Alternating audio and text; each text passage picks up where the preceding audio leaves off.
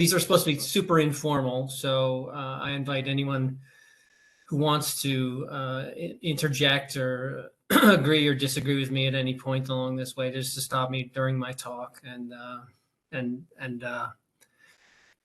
we'll see where we go from there. I'm not totally taken with the title of this thing. It's on the consistent coupling of wave and circulation models in frictionally dominated environments. In fact, my daughter, Franny, who's my middle kid, called me this morning, and she wanted to tell me about her spring break plans, but I said that I had to write this talk. I couldn't talk. And she learned what the title was, and she told me that it was cumbersome and awful. So we're off to a good start with that. But feel free to jump in at any time. I'm going to be harp on this consistency thing.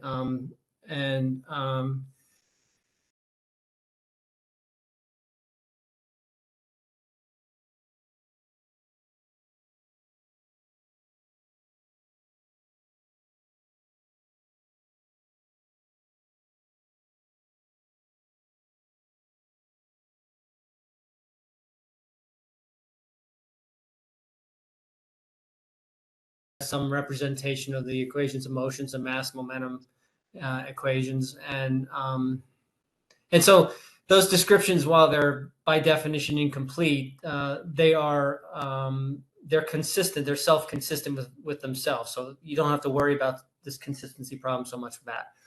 Many of the other people are in this coupled phased average models camp, and I am typically in that camp, where we use some model like ST wave or SWAN or CMS wave to estimate the wave statistics, so the height, period, and direction. These are relatively efficient and stable models. So these are the kind of typical wave models for USACE projects. And then we take those wave models and we drive a circulation model. And that's a phase average set of momentum equations with boundary and interior forcing. So the wave model typically comes from some sort of an energy action balance, and the second one comes from the mass and momentum equations. So the examples of those are AdCirc, CMS flow, ADH, and I'll point out also that X beach and its surf beat flavor is one of these coupled phased average models. And so let's just talk about some really simple examples of these coupled models, and then I'll move back into the context of whether or not they're consistent, self-consistent in the phased average coupling. So you start with some complete description, and that's fantastically complicated, the complete description of the problem, the fluid mechanics problem, and then we do all sorts of sometimes far-reaching simplifications in order to get to where we need to go computationally. So we do things.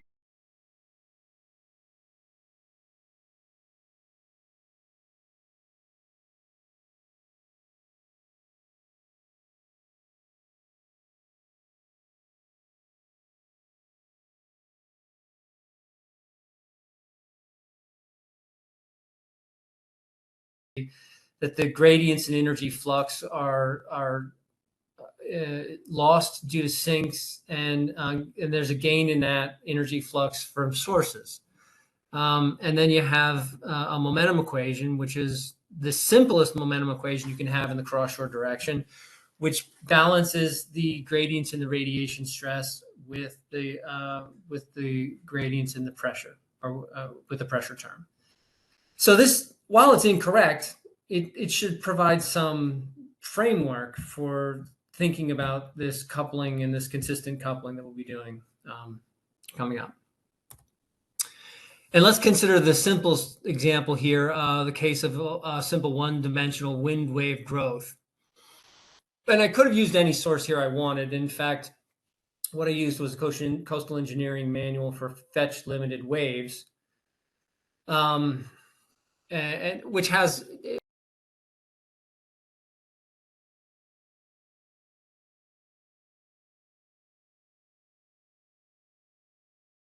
it gives you an expression for what the wave height looks like in this enclosed basin that's 1 kilometer long, 2 kilometers deep. So it's shallow with 20 meters per second. So pretty stiff wind. It's not a hurricane or anything, but you could expect that you'd have zero waves here at the origin at zero, and then when you have a 2 kilometer, that you have some wind wave growth over that fetch. And so here it is. Again, I didn't cast it like this, but I could have easily cast it that way. And what you end up with is a wave height that goes something like the square root of x. And so this is it wasn't done with the energy balance, but you can imagine very easily how it could have been done with the energy balance. So this is our wave model, our simple wave model. And now we can couple this wave model with the circulation model,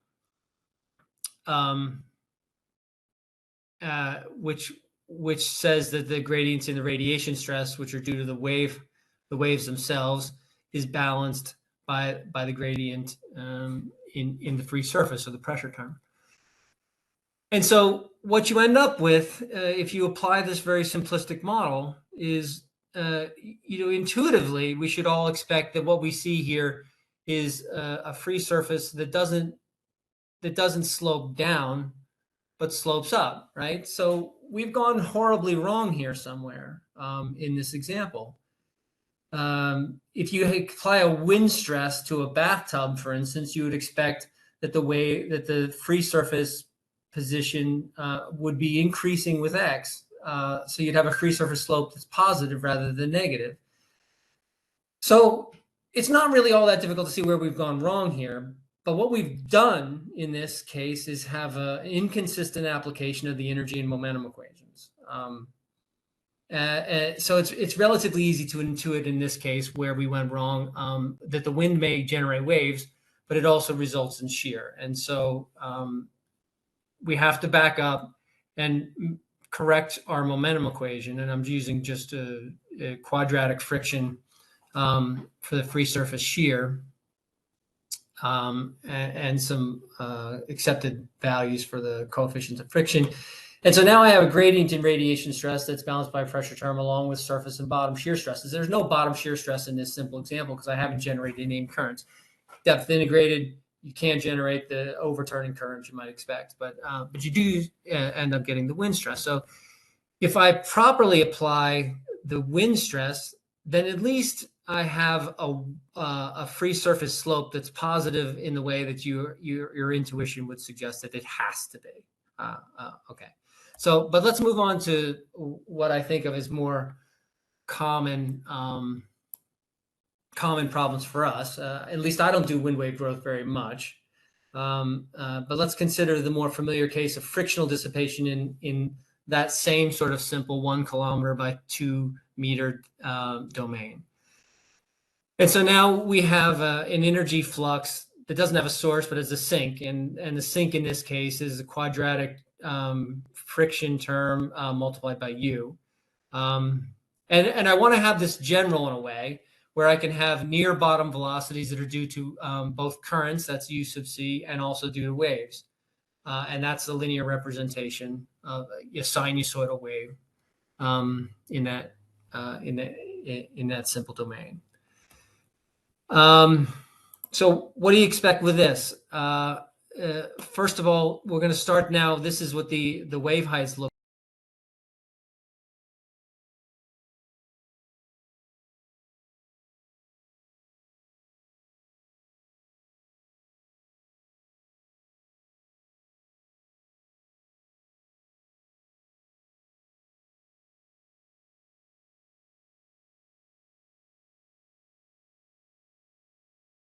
Cases, I think I'm doing 3 cases where I have a negative current, a current that's 0, and then a positive current of 10 centimeters per second, minus 10 centimeters per second, 0, and then positive 10 centimeters per second.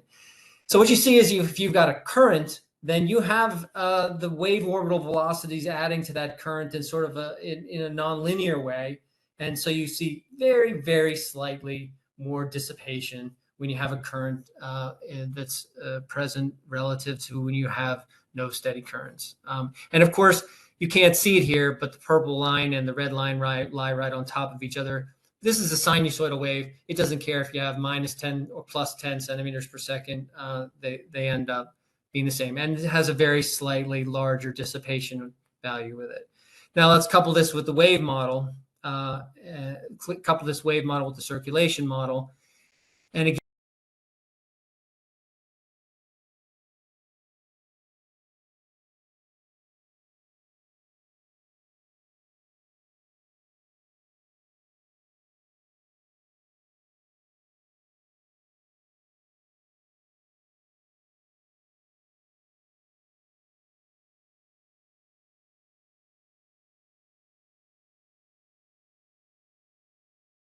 right to me that gradients in radiation stress would generate pressure terms if you had a zero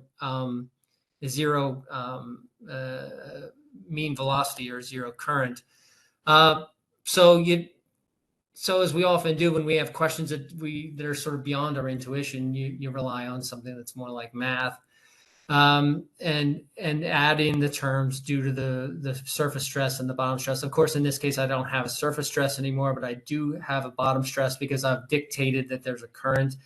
And you see that you get vastly different realizations of what that free surface slope would be. So I guess I should still, I hesitate to call it wave setup in this case, right? Because it's really wave and current setup. It's really wave and bottom shear stress.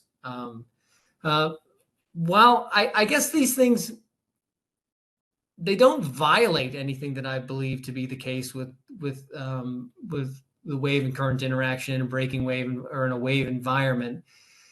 I'm not sure that I totally accepted all of this to be proper and correct until I did some mathematics. And I set out to do this a couple of weeks ago, or actually a couple of months ago. And I set out to be assured that what we have is an appropriate system of equations through a consistent derivation of the governing equations. And I did it in a more complicated way than I'll do it today. And I'm going to look at the very simplest set so that I don't get bogged down in the details. And that's nonlinear shallow water set, hydrostatic pressure, depth invariance, no mixing, bottom, no flat bottom, inviscid. You know the drill here. And then you end up with, you start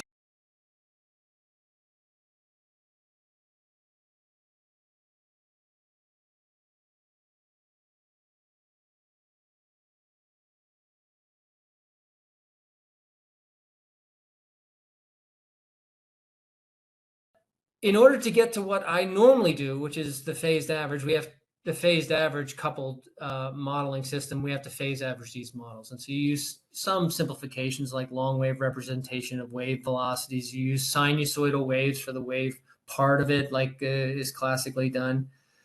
The H and the Q can have steady and periodic components, and then you go about phase averaging it. And it's not a complicated thing, especially with such a simple set of equations, but you end up with a phase average set. And that is set says that you have constant flux. So Q is equal to a constant. And then you have the familiar momentum balance. So it's the gradients in radiation stress are being balanced by bottom shear stress and a pressure term.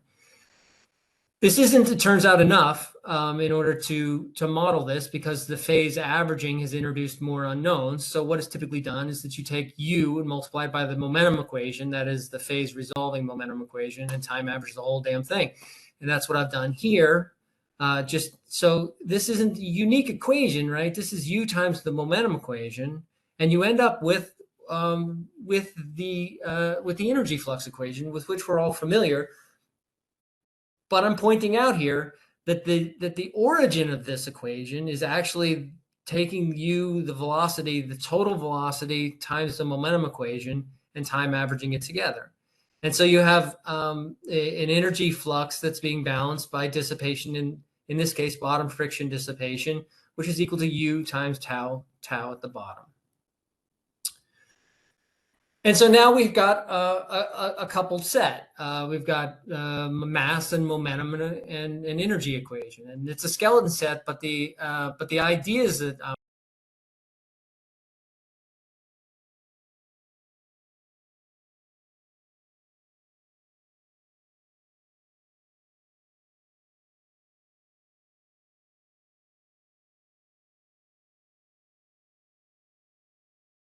siblings, right? They have a common origin. So to be truly consistent, if you're going to include this, the dissipation term in the energy flux equation, then you had best be also including the bottom shear stress in the momentum equation, because again, they have a common origin. And I'll point out now that it's true that in order to be completely consistent, you have to include the bottom shear stress in the momentum equation. But it doesn't mean that the bottom shear stress is always important. And I'll just give one counter example already to what I've said that it's important. But I don't want to have everyone come away from this talk feeling like bottom shear stress is going to be a huge player all the time. Keep in mind that one of the parts of the title of this was the.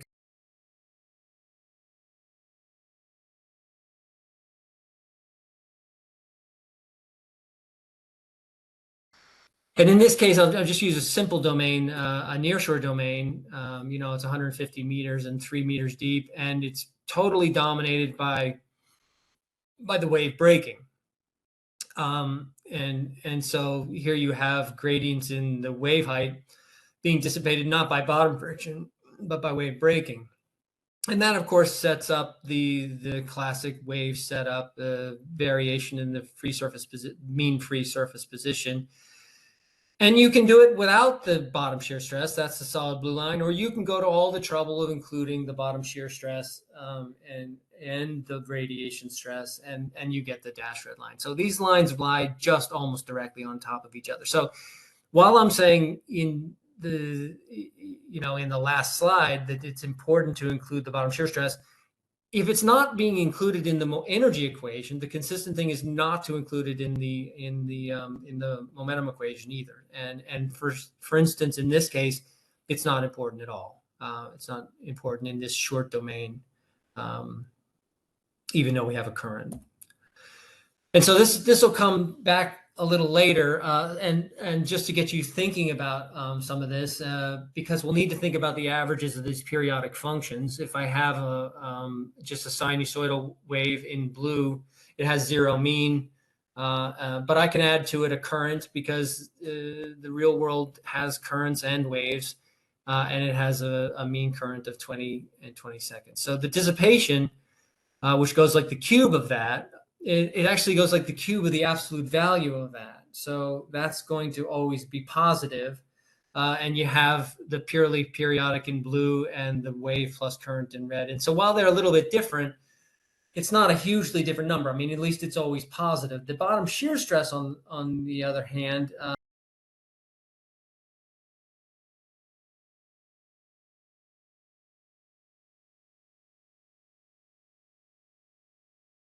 current environment. In the wave only environment, you end up with a time average of the bottom shear stress at zero. And in the current and wave part, then you end up with something that looks fundamentally different. In this case, it's positive, but only because I have a positive U.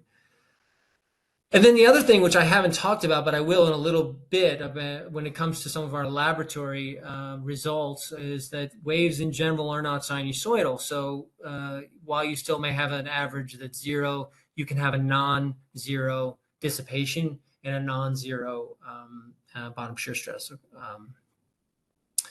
So there are times when we require dissipation, but shear is immaterial if you happen to end up with a case where you have currents that are zero or non-skewed waves. But they are certainly going to be important for frictionally dissipative environments when you have in the presence of currents, or if you have skewed waves. Okay, so now I'd like to get on to an application of this idea of having this consistent modeling, when it's important and when it's not, and this particular example has to do with vegetation, and natural and nature-based features is kind of a toy phrase in some respects, in my opinion. And I never know completely what it means, but here's one example where I completely do understand what it means. where you can have wave dissipation, that is the robbing of energy from the wave field, from the organized wave field, as it's induced by vegetation, a submerged aquatic or emergent vegetation. And so that's definitely a practical and promising aspect of or flavor of NNBF. And there are, of course, many well-conducted laboratory investigations that indicate that the presence of this vegetation can dissipate a substantial amount of the energy, and so this can be thought of as a measure for coastal protection. And the focus has always been on prediction or the development of predictive models for the dissipation, so that you can know what happens to the wave heights. And so there's no doubt that this would reduce the wave heights, and that has values in coastal protection. But what are the impacts of having these frictional elements in the case of the still water level? I mean, so we know how it interacts with the energy field, that it draws energy from the energy field, dissipates it. But what about the momentum balance? What does it do to the free surface position? So the impact on the still water level seems to be largely ignored. And so this is a well-conducted experiment that was done a couple of years ago now, I guess, in Oregon State, where this is their wave flume, their long wave flume. And you have something like 20 meters, or maybe it's 18 meters of artificial vegetation that's supposed to represent what is a mangrove forest in the center of this in about 2 meters water. So the idea was that you would have, and this is a very well conducted experiment where they ran it with no vegetation and low density vegetation and high vegetation. And then they ran with a bunch of different cases, 24 regular wave cases and 12 random wave cases. Every permutation of that, which is an obscene number of laboratory experiments and cases. And then, of course, they had a well resolved data collection system of something like 20 wave gauges and a lot of pressure gauges. And then here in the center of the vegetated section, they had an ADV stack had 3 or 4 ADVs over the vertical. And so all of these data, which is a little bit surprising for me, is available online for public access. And so it's the data that I've been looking at recently. And so we'll start the comparisons of model and data. Well, actually, we don't compare to model and data yet, but we'll make use first of the depth and phased average energy balance.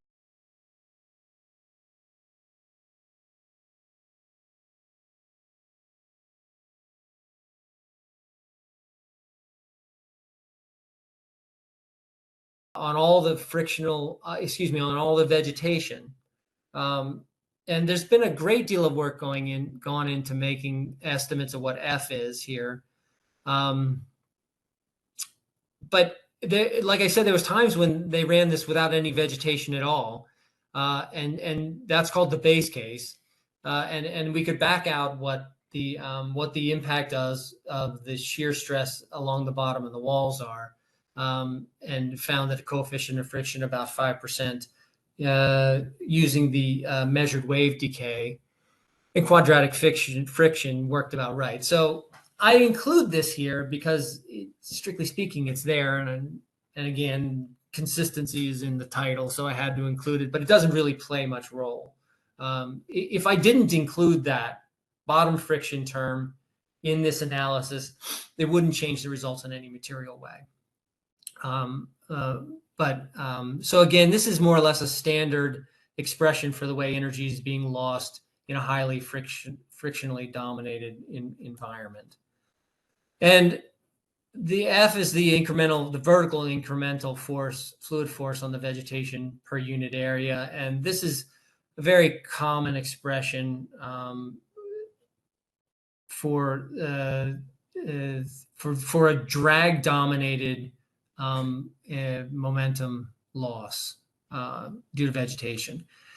And there's been extensive investigations into this and into fixing. This is BV is the diameter, N is the unit density, the number per area squared, and CD is a drag coefficient. Rho is, of course, the density of water.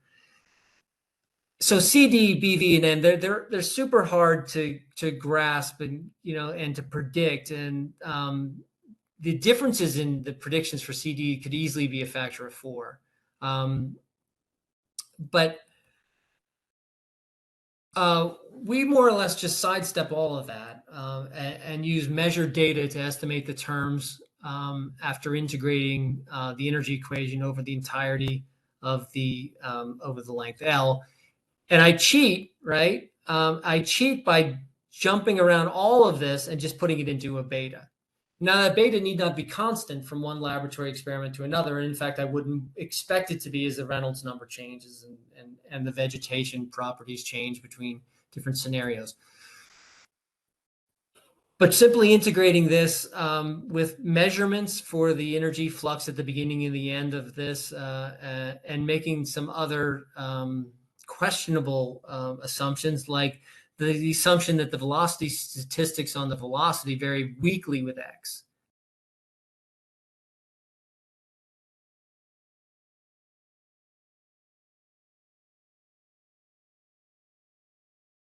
Meters, and then they vary a lot. But you'll see in some of these data that it starts at 1 and ends at 0.9, or it starts at 0.9 and ends at 0.8. So those, while there is some variation over the distance over that vegetated patch, it's probably not terrible to expect that the statistics of the velocity U vary weakly with X.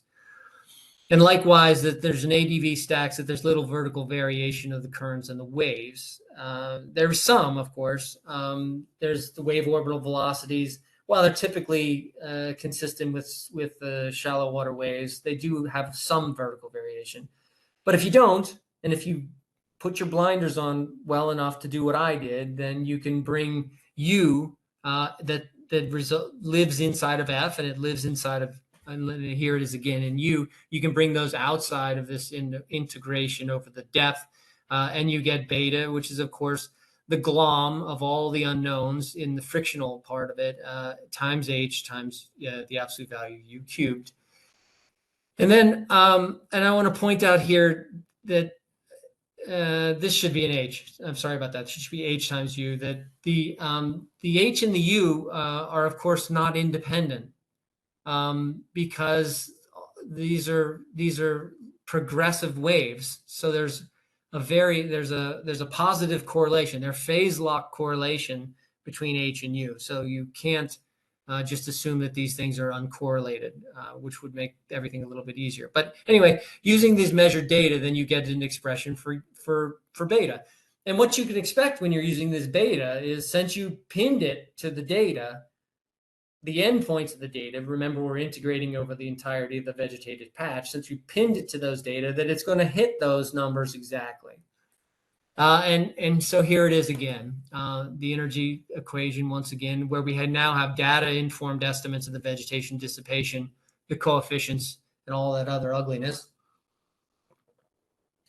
And then this is a long flume distribution of the root mean square wave height for just one example. So it starts at 1.2 meters. This is before the vegetated section. It's losing a little bit to breaking because there's a false bottom of some kind, and so there's some depth limited breaking. And then you have a decay of the wave height over the vegetated section, and then behind the vegetated section, the velocities, the wave heights are relatively constant. So now we have pressure gauges and capacitance gauges, and in this case, there is a disagreement in the wave height representations of the data that's being collected by the capacitance gauges and the pressure gauges. It doesn't really matter very much. I mean, it'd be nice if they weren't in, one of them if they would be if they were in air agreement in a way that was nicer than it is. But it doesn't really matter very much, because what I'm looking at more than the absolute values of these is whether or not I'm getting the slope right, right? Am I getting the dissipation right? And so while the dissipation on the red line, which is the capacitance gauge, doesn't look that terribly dissimilar from the dissipation that we would be using if we use the pressure gauge. So in other words, I could be using the pressure gauges here, but it wouldn't matter very much, because we're the goal here is to get beta. The goal is to get that unknown, and that's based more on the slope of this than it is on the absolute value. And so what you see there, this is a calibrated model now, and it's very nearly linear. So the drop off in h squared is a constant, but since h it doesn't vary too much over this vegetated section, then it's very nearly a linear drop over the section, at least in this simple model. And then we get one beta, right? We get one beta for every example. And now we have something useful, right? Because we can cast the dissipation. We know the dissipation, the vegetation is a function of beta. We can solve for beta, and then we can get the shear, the time average shear, in a very consistent way by using the same beta. And so here's the application of that idea in the momentum equation. You have a pressure term and a radiation gradient, a bottom shear stress, and then you have the force on the vegetation. And again, we've tailored beta so that it meets the energy equation. And so if you just pretend we don't have the last term, then you would just have and again, this isn't a player, right? The bottom shear stress, it's there for completeness, but it's not a player. If you were to balance just the pressure and the radiation stress, you would get the dashed line. So you'd get some setup. And again, I hesitate to call it wave setup, because that setup is not deriving from the vegetation. And you get the dashed line. But if you include the radiation stress and the force, the time averaged and depth integrated force that we represent as the last term, then you get something that's closer to the data of the free surface position, the average free surface position. And in fact, in this case, and this is a more or less dramatic example, but in this case, you have a free surface slope that's doubled if you include that force on the vegetation. And so here's a couple of other trials. They're not as dramatic. And again, in every case, we're going to match the endpoints of the wave height perfectly, because that's the game we're playing. And the question is, does it improve very much? Then when we include that shear stress term, the frictional shear stress term due to the vegetation into the momentum equation, is it change the free surface slope much? In this case, not very much, none at all. In this case, there's a couple of sections here. Again, it increased your free surface slope a little. Now, this is an interesting example. You'll note that in all the other cases that we have corrected or revised free surface slope that's increased if we include the vegetation force. This one, trial 4, is the only case where we have actually a decrease in the free surface slope. And I'll talk about that in just a couple slides. And here's trial 5, the one that we introduced the whole idea with. And it is it's the most dramatic example. And I haven't gone through the, say, 100 of these yet completely, but this is more or less sort of consistent with what you'd expect. So what contributes to non-zero F? And again, F is the time averaged, depth averaged, frictional force on the vegetation. Anything that departs from a symmetric U velocity. And that can be either current or skewed waves they both impact F. There's another one, and that is the impact of having emergent vegetation. So here I've drawn a little cartoon with a wave and time on the x-axis here. So you have a force under a crest and a force under a trough. And so since these are emergent vegetation, what you end up with is a force under the crest that has a higher water column. And so it has a larger value magnitude than the force under the trough, which is a smaller magnitude. As a result, that you end up with a force that's in this case, I'm saying it's positive or greater than 0 because I have waves that are traveling in positive x. So both of these things, well, all three of these things, the current, the skewness, and the emergent vegetation play a role. And so let's just look first at the current problem. And the current problem I'm going to be calling the current data. So U is on the x-axis and the forces are on the y-axis. If you look at the red squares, those are the ones that are due to just the currents. Excuse me, they're due to, this is a quadratic drag, but I expected this thing to be almost completely dominated by the current. And so these red lines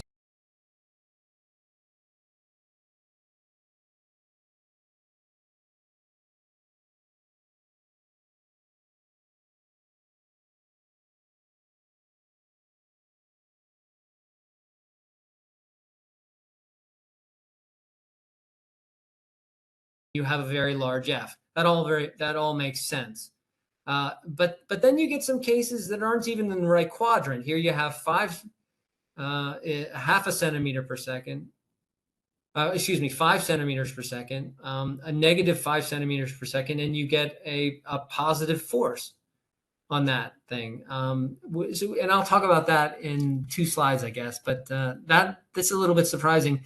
And I was a little bit disappointed that these data weren't a little bit better behaved in this case. And to cut to the chase here, one of the chases in the end is that all of these problems of currents and skewed waves and emergent vegetation are all coupled together in sort of a nasty kind of way. But that one's based on just the still water depth, D.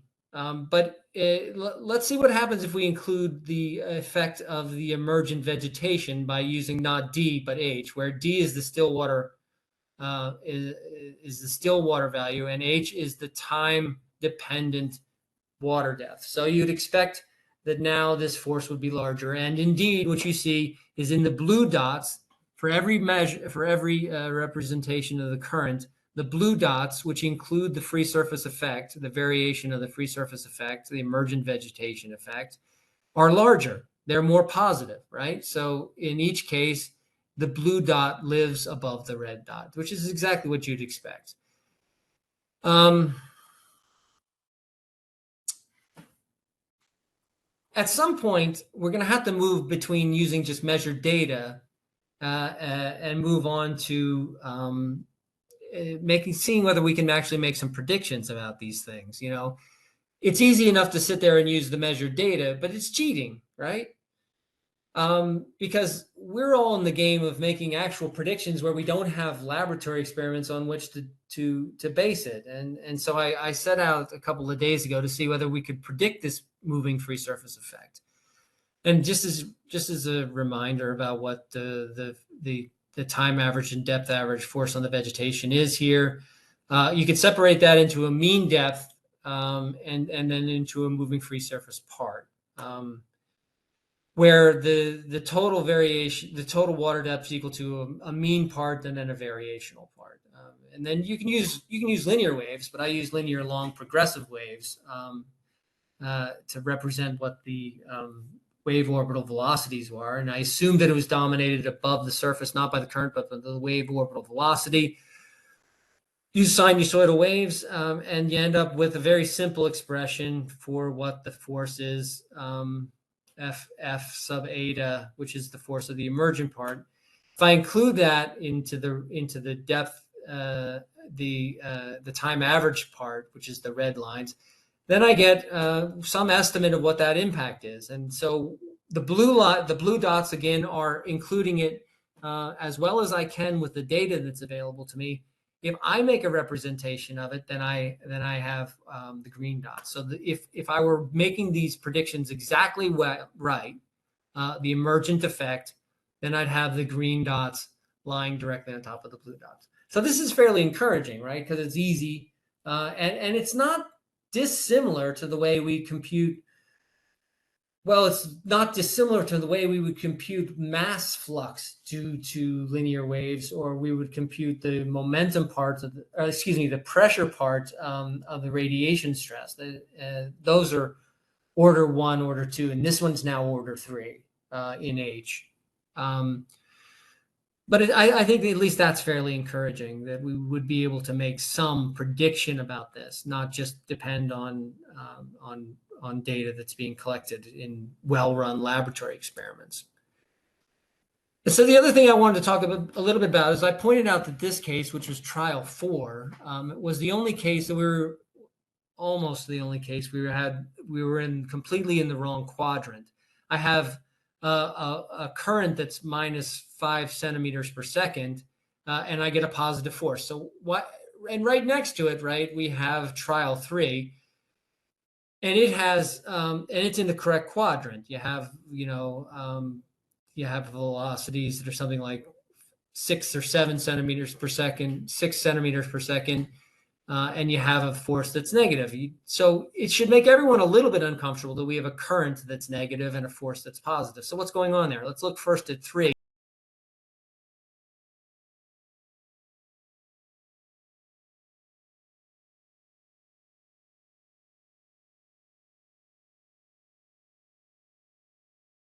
On U here, this doesn't look like a probability density function that we're accustomed to seeing for random waves, but it is the right sort of probability density function for a sinusoidal wave that has top to bottom asymmetry. So what you end up with is something that looks fairly symmetric about U. So this is not a very skewed wave. And you can look at the waveform and say that it's not a very skewed wave. So you have a shear stress that's equal to about 0. In contrast, with trial 4, you have relatively it's a longer period, but they're much larger, right? This is 0.5 meters, and this is 1 meter. So these are much larger waves, and they have a much more skewed. And by skewed, I don't mean front to back, but top to bottom. They have a much more skewed, as in this Stokes second order skewness. They have a much more skewed waveform. And if you look at the probability density function, and that's borne out here, where you have everything below 0 sits at about 40 centimeters per second. But you have this enormous long tail on the right-hand side due to the skewness of these waves. And the skewness of these waves ends up making the higher order moments of this larger wave be non-zero. In this case, it's very large and positive. So even though we have a negative current of 5 centimeters per second, the skewness ends up contributing a lot to the forward or positive part of the overall vegetation force. Okay, so I'm going to wrap this up, I think.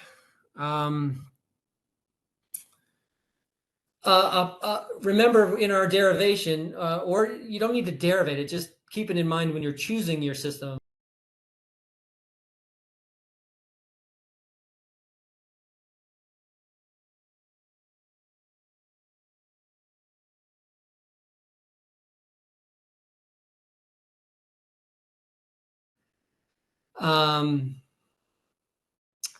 That would be a consistent framing of the problem, whether you have consistent energy equations and momentum equations. It doesn't mean necessarily that shear is always important. I don't mean to imply that if you're running 200 meters of wave breaking environment that you need to include the shear. It's just not always important.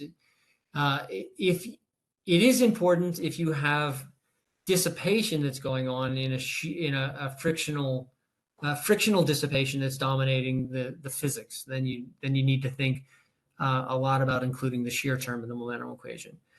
And in order to investigate this idea, I used some laboratory data where I then took and tailored the drag parameters to match the exact wave height dissipation. So I cheated in a way, right?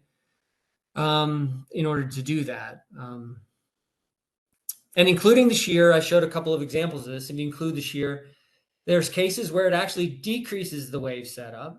So the NNBF people who argue that it provides a great deal of coastal protection can argue that not only in that case does it provide lower wave heights, but it also decreases the free surface slope or the setup, the mean water levels, and that was owing to the skewness of those waves. But there are unfortunately other cases where if you have an undertow which develops and is a negative current, then you can have free surface slopes that are considerably larger. In some cases, they were actually doubled for some cases. We talked a little bit about what makes non-zero forces, and they can derive from currents, of course. They can derive from skewed waves, top to bottom skewness, and then again they can also derive from emergent vegetation, which ends up making a force that's necessarily larger in the direction of wave propagation. I haven't gotten into it, but I've been doing a good bit of this recently, though, about making blind predictions. We cheated in this presentation where I'm using this really nice set of laboratory data in order to fix all of the parameters and many of my unknowns. What about if I were just to blindly try to make a prediction about what the wave heights would do? And I'm halfway along on that. And that's probably another presentation. It's another hour of talking. And so I guess I'll make some snap judgments about it, and to say that I have moderate success in making blind predictions about that. I did show one example of it about quantifying the effect of the emergent vegetation. But okay, so that's pretty much where I stand. And I'm good. I have 4 minutes left. I started 5 late, so if anyone has any questions, I'd be happy to entertain them.